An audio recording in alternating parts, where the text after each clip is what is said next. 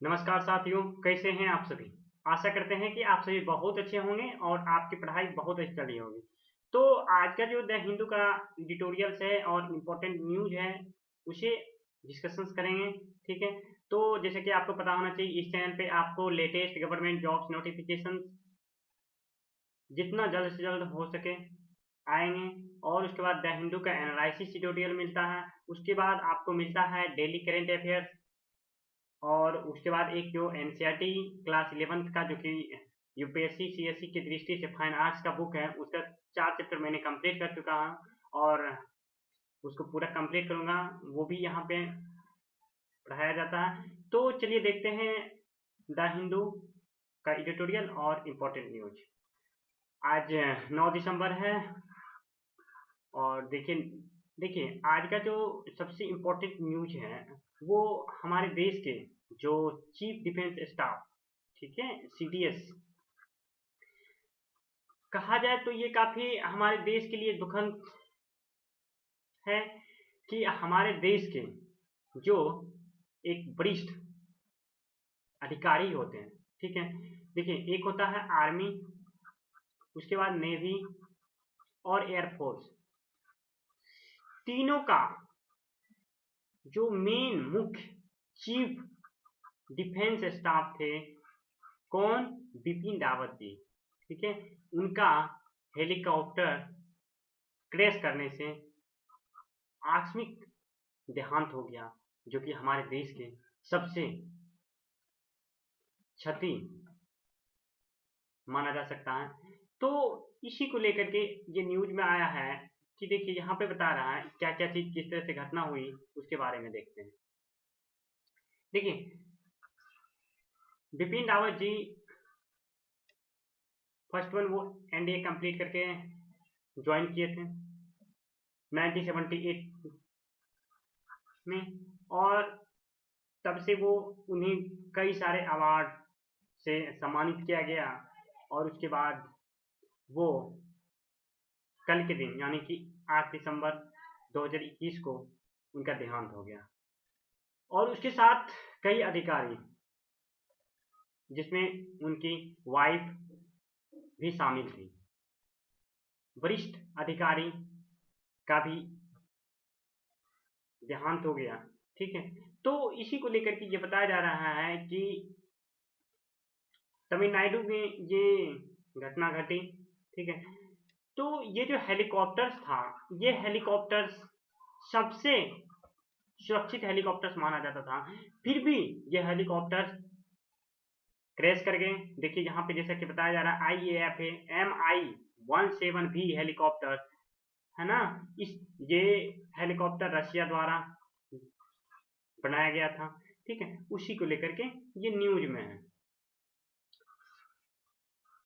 चलिए ठीक है, तो देखते हैं नेक्स्ट। जैसे कि यहाँ पे बता रहा है, इसी के बारे में वर्णन किया गया है कि हेलीकॉप्टर्स यूज्ड इन एयरक्राफ्ट डेलोन। देखिए, जब 10 किलोमीटर ये जा रहे थे, कहाँ? बिपिन रावत जी जा रहे थे जहां से ये स्टडी किए थे, क्या चीज का? ये अपना ट्रेनिंग जहां से लिए थे, वेलिंगटन एक कॉलेज है, ठीक है, तमिलनाडु में, वहीं पे ये जा रहे थे। जो वहाँ के स्टूडेंट थे उनको संबोधित करने के लिए। इसी दौरान 10 किलोमीटर दूरी यानी कि जहाँ पे लैंडिंग करना था, वेलिंगटन से 10 किलोमीटर पहले ही जो हेलीकॉप्टर था वो क्रैश कर गया। काफी दर्दनाक रहा। और उसी को लेकर के यहाँ पे प्राइम मिनिस्टर ने इन्हें श्रद्धांजलि दिया। उसके बाद राष्ट्रपति, उसके बाद हमारे देश के जो प्रतिपक्ष के नेता हैं राहुल गांधी, उनके द्वारा भी यहाँ पे इन्हें श्रद्धांजलि दिया गया। तो ये था न्यूज में। अब देखिए नेक्स्ट न्यूज जो है, ये फार्मर्स को लेकर के है। जैसे कि आपको पता होना चाहिए, पिछले पिछले 1.5 साल से फार्मर्स जो थे, 3 बिल आया था जिसको लेकर के प्रोटेस्ट कर रहे थे। ठीक है। तो हमारे देश के जो प्रधानमंत्री ने उस बिल को वापस लिया। फिर भी हमारे देश के जो ये किसान थे, फार्मर्स थे, वो प्रोटेस्ट वापस नहीं लिए। उनके पीछे क्या रीजन था? उसके पीछे रीजन था कि जो फार्मर्स प्रोटेस्ट कर रहे थे।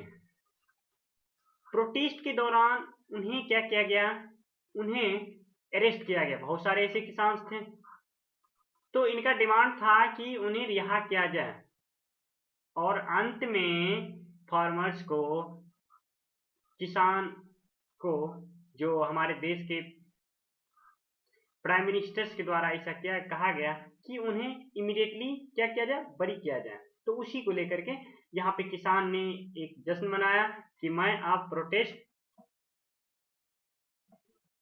बंद कर दूंगा, आपसे प्रोटेस्ट नहीं करूंगा। तो उसी को लेकर के यहाँ पे किसानों में खुशी है। तो वही कहता है, farmers likely to call off year long ago education student centre officer withdraw case immediate census among the SKM leaders, है ना। जैसे कि आपको पता होना चाहिए इसका लीडर कौन था, राकेश टिकैत, जो कि यूपी से आते थे, है ना। तो इसी तरह से प्रत्येक स्टेट का अपना अपना लीडर था, जिसमें कि ये सब देखिए यहाँ पे राकेश टिकैत थे, और भी ढेर सारे, मनोज वाजपेयी, ये सब चीजें। तो ये वाला न्यूज था। अब देखिए नेक्स्ट जो न्यूज है, वो न्यूज आपको ये देखिए, एक आपको इवेंट बता दूं, एक कारगांव, ठीक है। तो ये कहाँ है, ये आपका महाराष्ट्र में पड़ता है, ठीक है। तो महाराष्ट्र में ये प्लेस, ये वहाँ पे क्या हुआ था ना, कि घटना हुआ था बहुत पहले, जब अंग्रेज वहाँ पे शासन करते थे।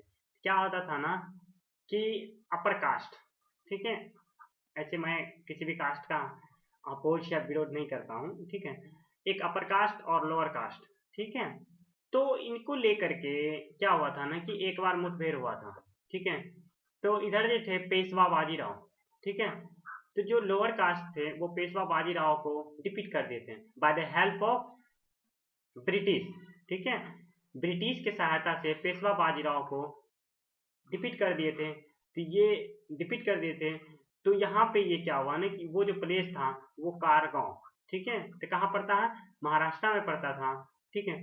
तो इसी को लेकर के उसी दिन से जो लोअर कास्ट है, ठीक है, तो वो क्या करते हैं ना, कि इस दिन को सेलिब्रेट करते हैं, कहाँ पे, वही कारगांव में, ठीक है। तो इसी को लेकर के यहाँ पे क्या होता है ना कहीं कम्युनिटी वायलेंस हो जाता है।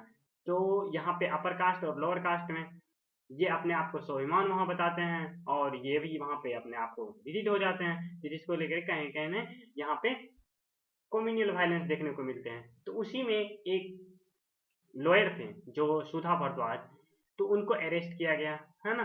तो उसी को यहाँ पे बरी करने के बारे में बताया जा रहा है कि उन्हें क्या करना पड़ेगा, 50,000 रुपया बरी किया जाएगा, 50,000 रुपया फाइन के साथ बरी किया जाएगा।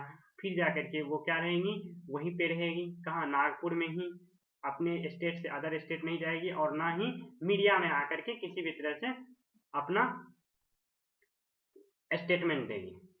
तो यहाँ पे इसी के बारे में बताया गया। अब देखिए नेक्स्ट जो न्यूज है, ये केन बेतवा रिवर को लेकर के, ठीक है, प्रोजेक्ट को लेकर, केन बेतवा प्रोजेक्ट को लेकर के। तो केन बेतवा प्रोजेक्ट जो है, ये एमपी और यूपी का जो वाटर का प्रॉब्लम्स है, ठीक है, उसको सॉल्व करेंगे। पानी का जो कमी है उसे दूर करने का प्रयास किया जाएगा, और कहीं ना कहीं पूर्ति की जाएगी वाटर का। तो वही कहता है, note for Ken Betwa link project, है ना, water serve district of UP MP benefit from this scheme.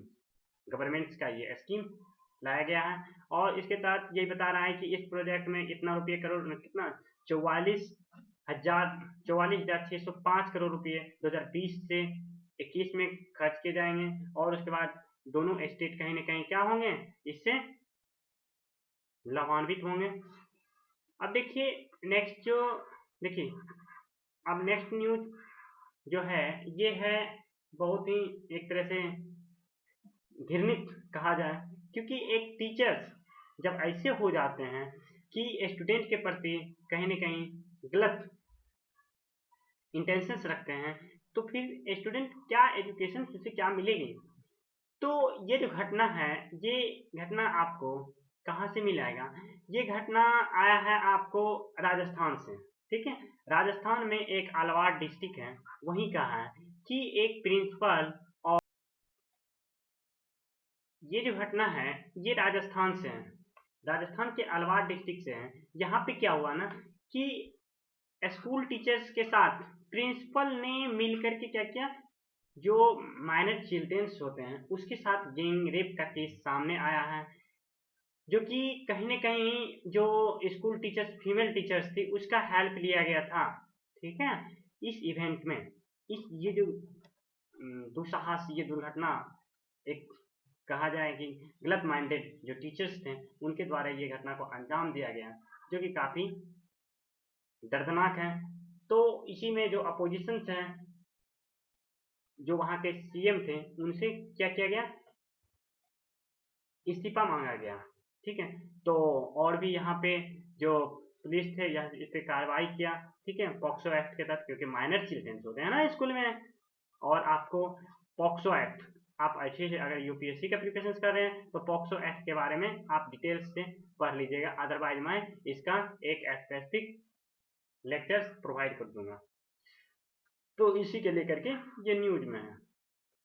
तो चलिए चलते हैं अब नेक्स्ट जो है आपका, अब हम लोग डिस्कशन करेंगे एडिटोरियल्स, ठीक है। एडिटोरियल्स आजकल एडिटोरियल्स हैं काफ़ी इंपॉर्टेंट है, और ये एडिटोरियल्स पिछले कई दिन से न्यूज में आ रहे हैं और आते भी रहेंगे, क्योंकि आपको पता होना चाहिए हमारे जो पुराने मित्र हैं, हमारे देश के जो पुराने मित्र हैं रसिया, ठीक है, वहाँ के जो राष्ट्रपति हैं, कौन है राष्ट्रपति, तो वहाँ के राष्ट्रपति व्लादिमीर पुतिन हैं, ठीक है। वो भारत दौरे पे आएंगे, कहाँ, तो न्यू दिल्ली पे, न्यू दिल्ली आए हैं और 2+2 मीटिंग को क्या किए हैं, करेंगे वहाँ पे। तो इसी को लेकर के यहाँ पे आया है कि किस तरह से हमारा जो रशिया के बीच रिलेशंस हैं कैसे एस्टेब्लिश अच्छा से अच्छा किया जाए, क्योंकि पिछले दिन आपको पता होना चाहिए, पिछले कई दिनों से, है ना, पिछले कई साल से जब डोनाल्ड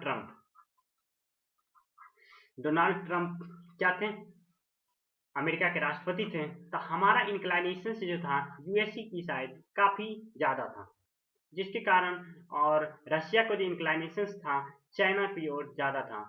इसी को लेकर के हमारा यानी कि इंडिया का जो रिलेशंस था रशिया से कहीं ना कहीं ज़्यादा हो गया था, ठीक है, रशिया से कहीं ना कहीं कम हो गया था और यूएसए से ज़्यादा हो गया था। तो इसके पीछे कई रीजंस था। यूएसए से जो है, यूएसए हमारे देश के कुछ निकट पड़ता है और रशिया थोड़ा डिस्टेंस में पड़ता है, ठीक है। और अभी भी हम 65%, ठीक है, जो हमारा आर्म्स है, ठीक है, जो हथियारों का क्रय विक्रय है, हम रशिया से ज़्यादा करते हैं कंपेरिजन टू यूएसए।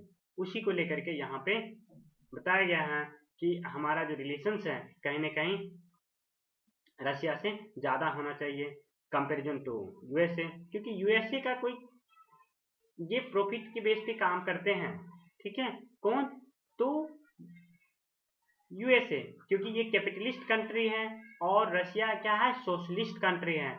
हमारा देश क्या है, सोशलिस्ट और कैपिटलिस्ट दोनों है, यानी कि हम मिक्स्ड इकोनॉमी है हमारी।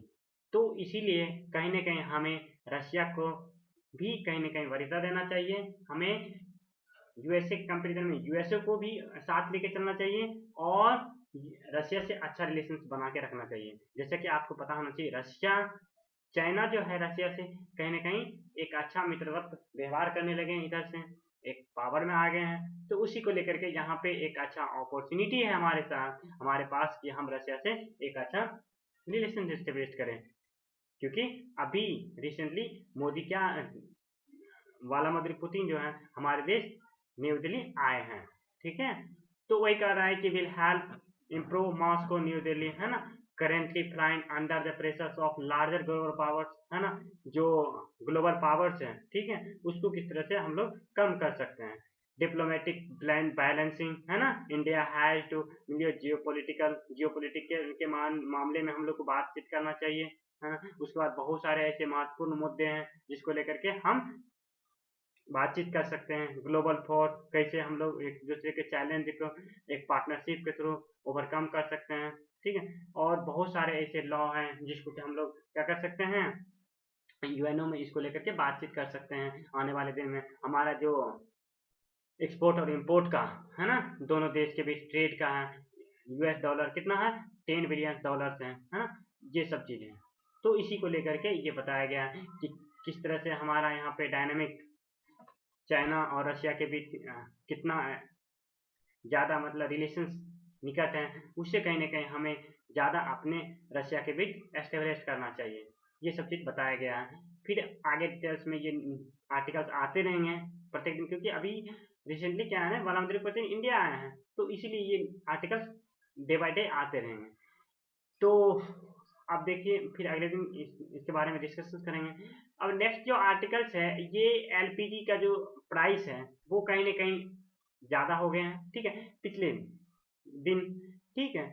तो इसी को लेकर के ये आर्टिकल्स आए हैं कि हमारे देश का जो एलपीजी प्राइस है वो बढ़ गए हैं, और धीरे धीरे जो हमारा पॉपुलेशन है वो कहीं ना कहीं बायो मास की तरफ बढ़ रहा है, यानी कि जो हम कर सकते हैं लकड़ी पे, ठीक है, वुड्स पे जो खाना बनाते हैं उसको लेकर के, तो वो क्या हो जाएंगे ना, एयर पॉल्यूशन तो उससे फिर से बढ़ने का पॉसिबिलिटी बन रहा है।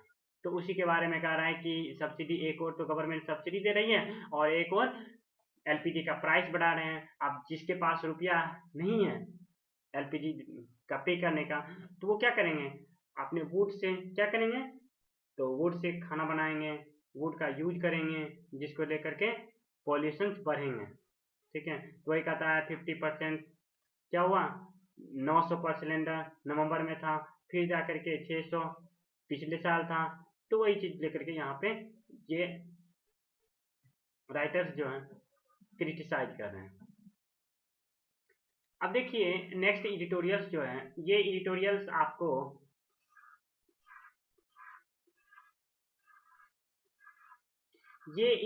आपका the need for robust civil registration system.